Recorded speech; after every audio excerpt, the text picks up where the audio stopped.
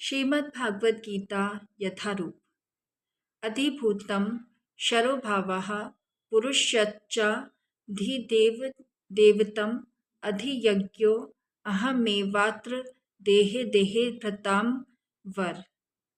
हे देहधारियों में श्रेष्ठ, निरंतर परिवर्तनशील यह भौतिक प्रकृति अधिभूत भौतिक अभिव्यक्ति कहलाती है।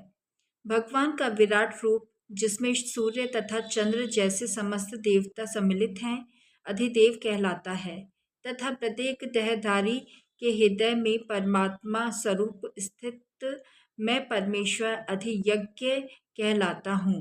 तात्पर्य, यह भौतिक प्रकृति निरंतर परिवर्तनशील होती रहती है। सामान्यतः भौतिक शरीरों को 6 अवस्थाओं में से निकलना होता है। वे उत्पन्न होते हैं, बढ़ते हैं, कुछ काल तक रहते हैं, कुछ गौण पदार्थ उत्पन्न करते हैं, क्षीण होते हैं और अंत में विलुप्त हो जाते हैं। यह भौतिक प्रकृति अधिभूत कहलाती है। यह किसी निश्चित समय में उत्पन्न की जाती है और किसी निश्चित समय में विनष्ट कर दी जाती है। परमेश्वर के विराट स्वरूप की धारणा, जिसमें सारे देवता तथा उनके लोक सम्मिलित हैं, अधिदेवता देवत्व कहलाती है।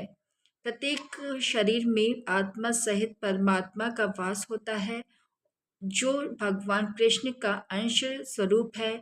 यह परमात्मा अधियज्ञ कहलाता है और हृदय में स्थित होता है।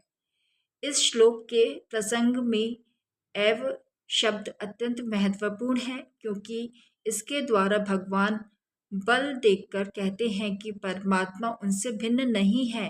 यह परमात्मा प्रत्येक आत्मा के पास आसीन है और आत्मा के कार्यकलापों का साक्षी है तथा आत्मा की विभिन्न चेतनाओं का उद्गम है।